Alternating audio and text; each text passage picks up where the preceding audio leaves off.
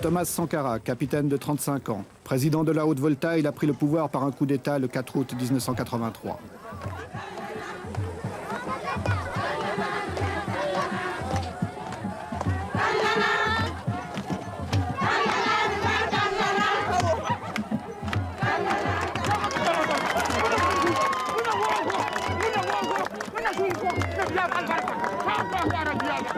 C'est parmi les couches les plus pauvres de la population qu'il compte ses plus chauds partisans.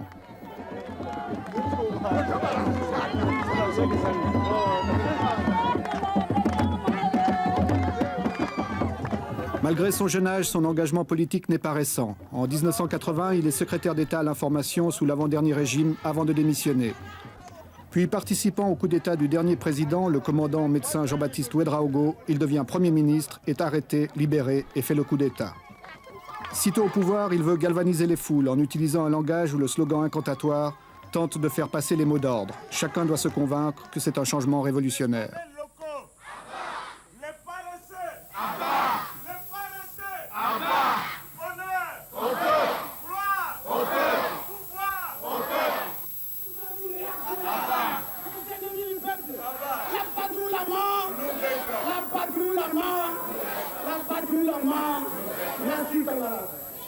À Pau, les gens sont venus très nombreux pour lui apporter leur soutien.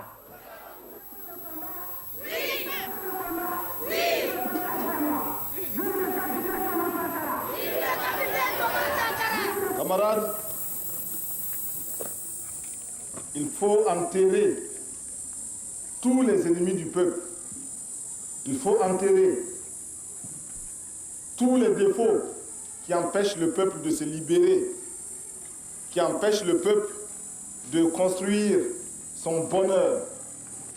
Si depuis 20 ans, chaque week-end, les femmes puisaient de l'eau comme elles le font, il y a longtemps que nous aurions rempli 20 barrages à Pau. Le pays n'est pas pauvre. Au contraire, il y a des ressources. En vous mettant au travail pour construire ces 20 villas, en vous mettant à la tâche, vous avez décidé de vous prouver à vous-même que vous êtes capable de transformer la réalité de cette ville de Pau. En effet, vous pouvez la transformer, cette réalité. Mais pour cela, il faut bannir de vos rangs les paresseux. Ceux qui ne veulent pas travailler. Il faut bannir de vos rangs les féodaux, les équilibristes. Ceux qui croient que ce chantier est pour eux l'occasion de devenir de petits patrons pour les élections futures. Tous ces gens, tout cela, il faut les mettre de côté. Il faut bannir de vos rangs les maris qui n'autorisent pas leurs femmes à aller sur les chantiers. Camarades, les mauvais maris, les paresseux, les voleurs,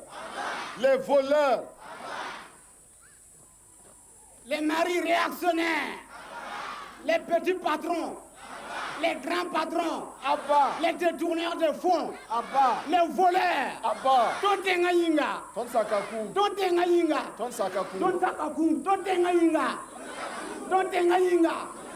vive la révolution, vive le capitaine Thomas Sankara. On ne peut pas se développer sans mobilisation. Nous ne pouvons pas nous développer si le peuple lui-même ne prend pas son destin en main. C'est le peuple qui doit construire le pays. Ce n'est personne d'autre. C'est 20 villas aujourd'hui. Demain, ça sera 20 écoles, ça sera 20 dispensaires, ça sera 20 maternités. Et chaque année, ce sera comme ça. Camarades, l'impérialisme, le colonialisme, le néocolonialisme, le fantocisme, les voleurs, les paresseux, les détourneurs, les magouilleurs. Chaque province doit construire en effet 20 maisons pour les fonctionnaires d'ici le 4 août, les loyers étant ensuite utilisés pour les biens d'équipement. Les briques sont faites par la population avec du banco et très peu de ciment. L'État, lui, fournit le matériel.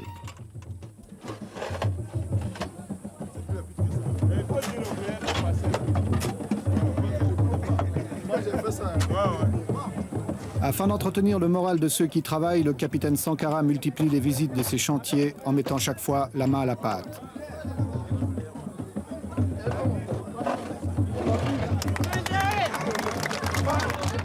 Il aime à montrer l'exemple, il affectionne les gestes symboliques. Il est en train de se créer un personnage à la fois séducteur et menaçant. Son style, son souci du moindre détail, son attention à chaque chose, son engagement étonne et lui attire un certain nombre de sympathies. Il ne faut pas que ça piétine, quoi. L'approvisionnement doit être rapide. Maintenant, il faut penser à la toiture. Voilà, déjà. Il faut déjà penser à la toiture. Vaut mieux qu'ils aient leurs matériaux ici. Bon, n'oubliez pas de créer beaucoup d'espaces verts. Surtout le long de la route, là. Beaucoup d'espaces verts, des fleurs, des petits bancs. Si vous êtes ici, faites des petits bancs en béton, là. Des bancs publics. À la tête des chantiers du 4 août, il a mis des gens considérés comme peu favorables à son régime. Ceux-ci sont ainsi mis à l'épreuve. C'est une dernière chance qui leur est offerte de s'intégrer. Le chef de chantier, c'est le camarade Traoré. C'est un ingénieur agronome, c'est ça, hein? Oui, c'est ça. Bon, alors un ingénieur agronome qui est mis sur ce chantier-là pour participer activement, concrètement à la révolution. Pourquoi est-ce qu'on l'a choisi, lui? Mais comme la révolution n'exclut personne, mais donne à chacun la possibilité de se faire ou de se refaire, eh bien, lui est envoyé sur ce chantier-là. Mais voilà, il vit en parfaite harmonie avec le peuple militant de Pau, qui l'accepte, qui le suit et qui exécute ses mots d'ordre, preuve qu'il intègre correctement la révolution et c'est effectivement un camarade. Monsieur le Président, est-ce que vous pensez que cet enthousiasme va durer longtemps? Aussi longtemps que les populations commencent à se convaincre et à percevoir qu'elles-mêmes peuvent transformer leur situation et peuvent améliorer leurs conditions. Au début, c'était des mots, ce n'était que des mots et une adhésion euphorique. Le doute avait commencé à s'installer. Aujourd'hui, il est évident que dans ce bâtiment-là, qui se construit petit à petit, grâce à l'engagement des populations, ce bâtiment-là est la preuve que la révolution apporte effectivement quelque chose de qualitatif. Merci. Pour surveiller et encadrer le chantier, un commissaire politique a été nommé. Il peut s'appuyer sur les CDR, Comité pour la défense de la Révolution, formés surtout de jeunes très actifs. Dès son accession au pouvoir, le capitaine Sankara a effrayé certains milieux qui le considèrent comme étant l'homme de Kadhafi, l'homme de la Libye. L'homme de la Libye, peut-être que la Libye a des hommes. En tout cas, il n'en a pas ici. Et en tout cas, ce n'est pas moi. Je suis au contraire un voltaïque qui connaît ses réalités, la misère de son peuple, et qui voit aussi comment ailleurs d'autres ont eu le courage de prendre leurs responsabilités. Nous n'avons pas honte de dire que nous traitons avec Kadhafi, nous n'avons pas honte de dire qu'à certains moments, il nous a aidés à notre demande, et quand certaines de ces aides ne nous convenaient pas, nous le lui avons dit. Mais de là à dire que nous sommes influencés par Kadhafi, c'est absolument faux. Absolument faux parce que nous ne faisons pas ici ce que fait la Libye. D'abord, Lord Volta n'est pas la Libye. Ensuite, moi, je ne suis pas Kadhafi. Les voltaïques ne sont pas libyens. Cela est très important. Nos positions n'ont pas toujours plu. Mais nous voilà nous connaissons un dilemme. Soit taire nos positions que nous considérons comme vraies, donc taire la vérité. La vérité, c'est ce que chacun de nous a sa vérité, bien sûr. Nous n'avons pas la vérité absolue. Donc, consciemment mentir pour bénéficier des grâces de ceux qui peuvent nous aider ou de nos partenaires qui sont délicats et puissants. Ou alors leur dire la vérité dans la conviction, dans l'intime conviction que nous rendons service à notre peuple et à tout autre peuple. Aux Nations Unies, nous sommes membres du Conseil de sécurité des Nations Unies. Nous recevons aujourd'hui des pressions multiples, multiformes pour orienter nos votes, pour orienter nos prises de position aux Nations Unies. Pouvons-nous nous taire lorsque l'on agresse un pays parce qu'il est petit? Pouvons-nous nous taire lorsque l'on envahit un autre pays? Nous estimons que si nous sommes aux Nations Unies et au Conseil de sécurité, et si nous n'y sommes pas simplement pour compléter les effectifs et pour la foire, nous devons avoir le courage de dire au nom des peuples qui nous ont fait confiance, car il s'agit de vote, et la Haute-Volta a eu plus de 104 pays qui l'ont élu, nous devons représenter leurs intérêts. Et en particulier, ces pays non alignés qui ont massivement voté pour la Haute-Volta, nous devons quotidiennement, constamment, courageusement défendre les intérêts des non alignés d'une manière particulière, mais d'une manière générale de tous les peuples qui s'indignent si nous ne voulons pas que le Conseil de sécurité des Nations Unies et les Nations Unies en général deviennent une caisse de résonance manipulée par quelques tambourinaires puissants, il nous faut, nous, membres, y exercer tout notre droit, même s'il est limité du fait que quelques-uns ont un veto qui est omniprésent. Nous avons donc des pressions. Mais malgré tout, une grande puissance comme la France, comme les États-Unis ou comme l'Union soviétique, s'ils décident de retirer une partie de l'aide qu'ils vous apportent actuellement, peuvent vous mettre dans de graves difficultés intérieures. Mais c'est vrai. C'est la raison pour laquelle nous sommes obligés de lutter contre l'impérialisme et ses manifestations. L'impérialisme, aujourd'hui, sait qu'il est très important, il est plus utile pour lui de nous dominer culturellement, beaucoup plus que militairement. La domination culturelle est la plus souple, la moins coûteuse, la plus efficace. Et c'est pourquoi nous disons qu'aujourd'hui, pour renverser le régime de Haute-Volta, il n'est peut-être pas nécessaire d'amener des mercenaires puissamment armés. Il suffit simplement d'interdire l'importation du champagne ou du rouge à lèvres, je ne sais pas, ou des vernis à ongles. Cela suffit à nous renverser. Parce que la petite bourgeoisie aujourd'hui est convaincue qu'elle ne peut se passer de ces produits-là. Eh bien, il nous faut travailler à décoloniser les mentalités. Nous travaillons à reconditionner notre peuple, à accepter de vivre tel qu'il est, à ne pas avoir honte de ces réalités, à s'en contenter et même à s'en glorifier. C'est bien si les autres vivent comme cela, mais c'est normal que nous vivions autrement. Nous l'avons choisi. Ils n'ont pas hésité à dire à d'autres pays, par exemple l'Union soviétique, que nous refusions une aide de l'Union soviétique qui n'était pas, de notre point de vue, à la hauteur de notre attente. Nous nous sommes expliqués et je pense que nous nous sommes compris. Mercredi, jour de réunion du Conseil des ministres. Ceux-ci s'y rendent dans leur nouveau véhicule de fonction.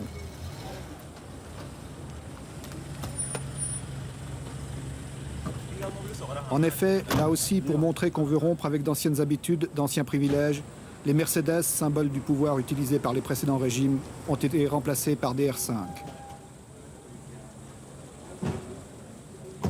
Il s'agit de frapper par des mesures spectaculaires. Le président a même décidé de faire de la Cadillac décapotable de son prédécesseur l'objet d'une tombola nationale. Ainsi, celui qui l'aura gagné pourra-t-il l'utiliser sans être soupçonné d'enrichissement illicite.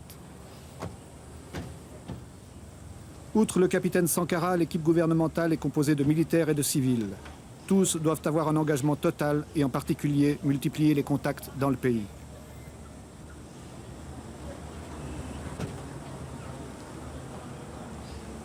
Tous les ministres civils ou militaires sont armés. Ils ont reçu une Kalachnikov que certains emportent même aux réunions du Conseil. Chacun a d'ailleurs suivi un entraînement militaire pendant quelques jours. La vigilance est de mise pour chacun dans un climat d'insécurité. Autre mesure de précaution, les lieux où se tiennent les conseils des ministres changent constamment. Ils ne sont connus qu'une demi-heure avant l'heure prévue.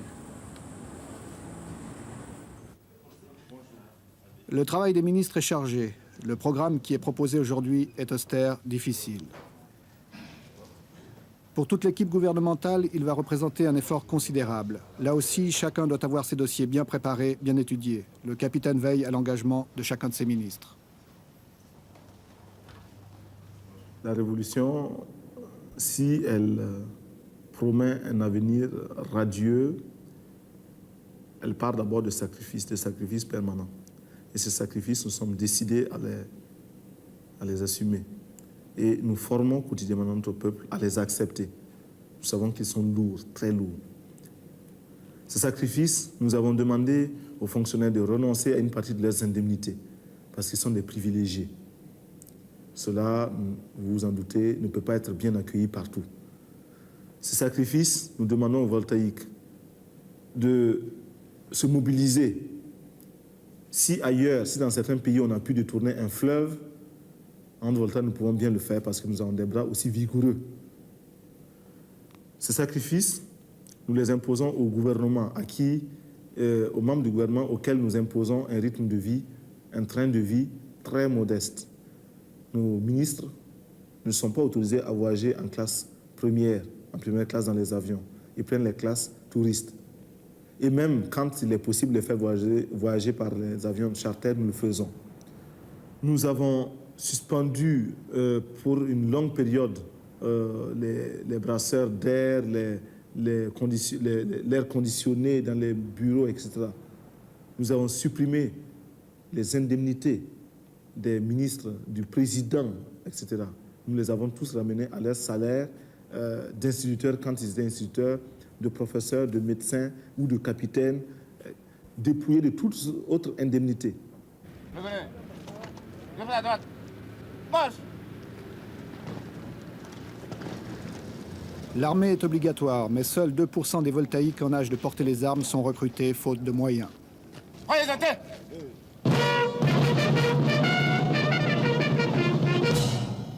En Haute-Volta, c'est une chance et un privilège comme ailleurs en Afrique que de devenir soldat. Cela assure du travail et un salaire garanti.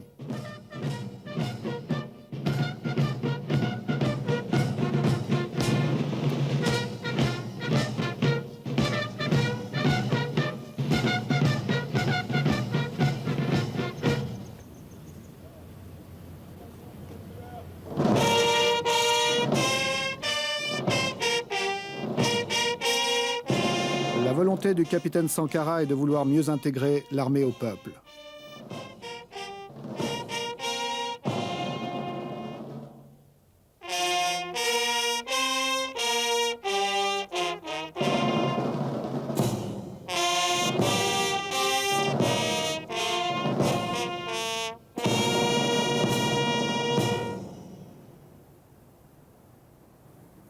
Nous avons donc nous refaisons notre service national. Au lieu de 18 mois, il sera maintenant de 12 mois. Mais au lieu d'être simple, exclusivement militaire, le métier des armes, 18 mois, et après on en garde certains, les autres sont renvoyés, non. Ce sera un service où il faudra apprendre bien sûr le maniement des armes pendant un certain temps, une période donnée, mais une autre période, à peu près les 3/4 du temps du service, ces 3/4 seront consacrés à la production. Sous l'encadrement militaire, bien sûr. Pourquoi nous faisons cela? D'abord, nous disons que la défense du peuple incombe au peuple. Et il faut que le peuple se mobilise, il faut que le peuple soit en armes, car nos ennemis sont nombreux. Tout le monde n'acclame pas la révolution voltaïque et tout le monde n'a pas entré l'âge de guerre contre nous. Et aussi, nous estimons qu'il n'est pas question de confier la défense du peuple à une minorité, si spécialisée soit-elle. Non, c'est le peuple qui se défend. Et c'est le peuple qui décide de faire la paix quand il ne peut plus poursuivre la guerre. C'est le peuple qui décide du budget de l'armée. C'est le peuple qui décide de ce que doit être l'armée. Il ne faut pas qu'il y ait une armée, une aristocratie au-dessus du reste du peuple. Nous voulons casser cela. Et même nos galons, nous voulons transformer tout cela pour que l'armée, enfin le militaire se fonde dans son peuple. Mais les militaires voltaïques auront à produire, à participer à la production agricole, plus tard industrielle, et d'une manière générale à la vie économique. Et déjà, nous enregistrons des succès, des résultats très, très, très positifs dans toutes les casernes, répondant à un mot d'ordre que nous avions lancé il y a un certain nombre, il y a quelques mois. Les militaires se sont mis à construire des poulaillers et procèdent à un élevage des poulets qui est de plus en plus intéressant. Quelle était la consigne pour les soldats? La consigne était un quart de poulet par militaire et par semaine. C'est un minimum. Nous savons que si ce quart de poulet par militaire et par semaine est réalisé, il y a une amélioration de l'alimentation. Il y a aussi un désintéressement de cette couche de salariés réguliers que sont les militaires par rapport au marché du poulet, de la volaille, ce qui va nécessairement baisser le prix de la volaille pour d'autres clients que sont les civils. Et puis, l'effet d'entraînement, c'est que le militaire qui le fait pour lui-même, qui le fait parce que son chef lui a donné l'ordre de le faire, sera tenté de le faire pour lui-même à domicile. Et puis, forcément, cela fera tache d'huile. Bon, du reste, déjà, certains militaires ont estimé que ce mot d'ordre, un quart de poulet par militaire et par semaine, n'est pas suffisant. Et ils font un demi-poulet. Et il y en a même qui prétendent qu'ils feront un poulet par militaire et par semaine. Nous ne demandons que cela, parce que la révolution, c'est aussi vivre dans l'opulence, c'est vivre dans le bonheur, mais le bonheur et l'opulence pour tous, non pas pour quelques-uns.